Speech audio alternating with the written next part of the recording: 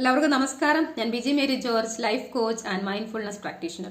ജീവിതത്തിൽ പല പ്രതിസന്ധികളും വരുമ്പോൾ പലരും അവിടെ വല്ലാതെ തളർന്നു പോകാറുണ്ട്. ജീവിതത്തിലെ പ്രതിസന്ധികളെ നമ്മൾ എങ്ങനെയാണ് നേരിടേണ്ടതെന്ന് മനസ്സിലാക്കാനായിട്ട് ഒരു കഥയും കുറച്ച് അനുഭവങ്ങളും ഒക്കെ പറയാം. ഒരിക്കലും ഒരു കർഷകന് ഒരു കഴുതയുണ്ടായിരുന്നു. അയാള് അതിനെ വയലിലേക്ക് കൊണ്ടുപോകുന്ന വഴിക്ക് അത് അയാളുടെ പറമ്പിൽ തന്നെയുള്ള ഒരു പൊട്ടക്കിണറ്റിൽ വീണു. അത് അവിടെ കിടന്ന് വല്ലാതെ നിലവിളിച്ചു. പക്ഷെ ആ കഴുതയെ കൊണ്ട് ഇപ്പൊ അത്ര വലിയ ഉപയോഗമൊന്നുമില്ല. അതുകൊണ്ട് അതിനെ അവിടെ നിന്ന് കയറ്റാനായിട്ട് വെറുതെ ബുദ്ധിമുട്ടുണ്ടാകുന്ന അയാൾ വിചാരിച്ചു.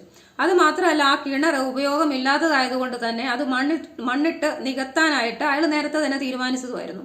അങ്ങനെ അയാളും അയൽവാസിയും കൂടെ ആ കിണറ്റിലേക്ക് മണ്ണിടാനായിട്ട് തുടങ്ങി. അപ്പോഴും ആ കഴുത കരഞ്ഞുകൊണ്ടിരുന്നു. പക്ഷെ കുറെ സമയം കഴിഞ്ഞപ്പോൾ ആ കഴുതയുടെ കരച്ചിൽ കേൾക്കാതായി. അപ്പൊ കർഷകൻ വിചാരിച്ചു അത് ഓൾറെഡി ചാവാറായി കാണും, അതായിരിക്കും അതിന്റെ ശബ്ദമൊന്നും കേൾക്കാത്തതെന്ന്. പക്ഷെ കിണറ്റിലേക്ക് നോക്കിയ കർഷകൻ കണ്ട കാഴ്ച അയാളെ അത്ഭുതപ്പെടുത്തി. ആ കഴുത ഏകദേശം ആ കിണറിന്റെ മുകൾ വശത്തോളം എത്തിക്കഴിഞ്ഞിരുന്നു. അവിടെ സംഭവിച്ചത് എന്താണെന്ന് വെച്ചാല്, തന്നെ രക്ഷിക്കാൻ ആരുമില്ലല്ലോ, അല്ലെങ്കിൽ തന്റെ ജീവിതം ഇവിടെ കിടന്ന് അവസാനിക്കുമല്ലോ എന്നൊക്കെ ഓർത്ത് ആദ്യം കുറച്ച് സമയം ആ കഴുത സങ്കടപ്പെട്ട് കരഞ്ഞുകൊണ്ടിരുന്നു. പക്ഷെ കുറെ കഴിഞ്ഞപ്പോ അത് ഒരു കാര്യം മനസ്സിലാക്കി. കർഷകനും സുഹൃത്തും തന്റെ മേലേക്കിടുന്ന മണ്ണിനെ ഒന്ന് കുടഞ്ഞു കളഞ്ഞ് തന്റെ കാൽ ഉയർത്തി അതിന്റെ മേലേക്ക് ഒന്ന് വെക്കാനായിട്ട് തയ്യാറായാൽ തനിക്ക് വളരെ എളുപ്പത്തിൽ തന്നെ മുകളിലെത്താമെന്ന്. അങ്ങനെ അത് ആ രീതിയിൽ ചെയ്തു. അല്പസമയത്തിനകം അത് കിണറിന്റെ മുകളിലെത്തി. കിണറ്റിൽ നിന്നും പുറത്തിറങ്ങി സന്തോഷത്തോടെ പുറത്തേക്ക് പോയി. ഈ കഥ നമ്മളെ എന്താണ് പഠിപ്പിക്കുന്നത്? പ്രതിസന്ധികളും അവസരങ്ങളും ഒരു നാണയത്തിന്റെ രണ്ട് വശങ്ങളാണെന്നാണ് പറയുന്നത്. അതായത് നമ്മുടെ ജീവിതത്തിലേക്ക് വരുന്ന ഓരോ പ്രതിസന്ധിയും അതിന്റെ കൂടെ ഓരോ അവസരവും കൂടെ കൊണ്ടുവരുന്നുണ്ട്. പക്ഷെ നമ്മളില് ഭൂരിപക്ഷം പേരും ആ പ്രതിസന്ധി മാത്രമേ കാണുന്നുള്ളൂ എന്നതാണ് പ്രശ്നം. കാരണം നമ്മൾ വളരെ തിരക്കിലാണ്.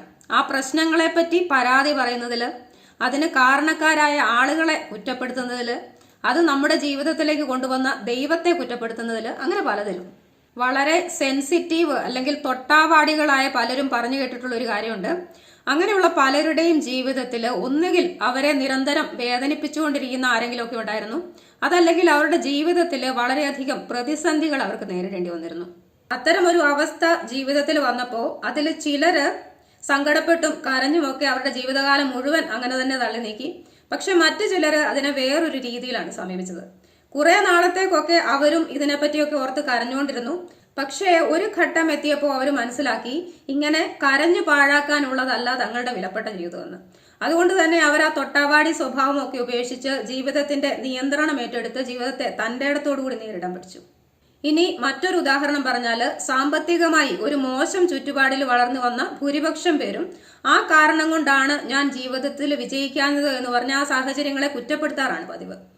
പക്ഷെ ജീവിതത്തിൽ നല്ല രീതിയിൽ വിജയിച്ച ചിലർ പറയുന്നത് കേട്ടിട്ടുണ്ട്, അവർ ജീവിതത്തിൽ വിജയിക്കാൻ കാരണം അവർ വളർന്നു വന്ന സാഹചര്യം മോശമായിരുന്നത് കൊണ്ടാണ് എന്ന്. അങ്ങനെ ഒരു സാഹചര്യത്തിൽ വളർന്നത് കൊണ്ടാണ് അവർക്ക് പിന്നീട് നല്ലൊരു ജീവിതം വേണം എന്നുള്ള ഒരു ചിന്ത ഉണ്ടായതെന്ന്. അതായത് ഒരേ സാഹചര്യത്തെ ചിലര് ജീവിത പരാജയത്തിനുള്ള കാരണമായിട്ട് കാണുന്നു, അതേസമയം ചിലര് ജീവിത വിജയത്തിനുള്ള കാരണമായിട്ട് കാണുന്നു. എന്റെ ജീവിതത്തിൽ നിന്ന് തന്നെയുള്ള ഒരു ചെറിയ അനുഭവം കൂടെ പറയാം. കുറച്ച് നാളുകൾക്ക് മുൻപ് എനിക്ക് ചിക്കൻ പോക്സ് പിടിച്ചു. ഒരു മുറിയിലേക്ക് മാത്രമായി ഒതുങ്ങിപ്പോയ 2-3 ആഴ്ചകൾ. പ്രത്യേകിച്ച് അവിടെ ഒന്നും ചെയ്യാനില്ല. പക്ഷെ അതിനെപ്പറ്റി ഓർത്ത് വിഷമിക്കാതെ അവിടെ ആ ഒരു അവസ്ഥയിൽ എന്ത് ചെയ്യാൻ പറ്റും എന്നാണ് ഞാൻ അവിടെ ആലോചിച്ചത്. അപ്പോൾ പെട്ടെന്ന് എന്റെ മനസ്സിലേക്ക് വന്നത്, പഠിക്കണം എന്ന് എനിക്ക് വളരെ ആഗ്രഹമുണ്ടായിരുന്നെങ്കിലും തിരക്ക് മൂലം മാറ്റിവെച്ച ചില കാര്യങ്ങളാണ്. അങ്ങനെയുള്ള പല കാര്യങ്ങളും ആ ഒരു സമയം കൊണ്ട് ഞാൻ പഠിച്ചു തീർത്തു. എന്ത് ചെയ്യും, ആകെ മടുപ്പാണ് എന്ന് പറഞ്ഞ് വെറുതെ പാഴാക്കി കളയാമായിരുന്ന ആ 2-3 ആഴ്ച കോർപ്പറേറ്റ് ഭാഷയിൽ പറഞ്ഞാൽ എൻ്റെ ജീവിതത്തിലെ അടുത്ത കാലത്തെ ഏറ്റവും പ്രൊഡക്റ്റീവായ ദിവസങ്ങളായിരുന്നു. അതുകൊണ്ട് ഇനി ജീവിതത്തിൽ എന്തെങ്കിലുമൊക്കെ പ്രതിസന്ധികൾ വരുമ്പോൾ അതിനെ സമീപിക്കുന്ന രീതി ഒന്ന് മാറ്റി നോക്കുക. ആ പ്രതിസന്ധിയോടൊപ്പം അതിൽ ഒരു അവസരവും കൂടി മറഞ്ഞിരിക്കുന്നുണ്ട് എന്നുള്ള ഓർക്കുക. പക്ഷേ അത് നമുക്ക് കാണാൻ പറ്റണമെങ്കിൽ നമ്മൾ നമ്മുടെ ശ്രദ്ധയൊന്ന് മാറ്റണം.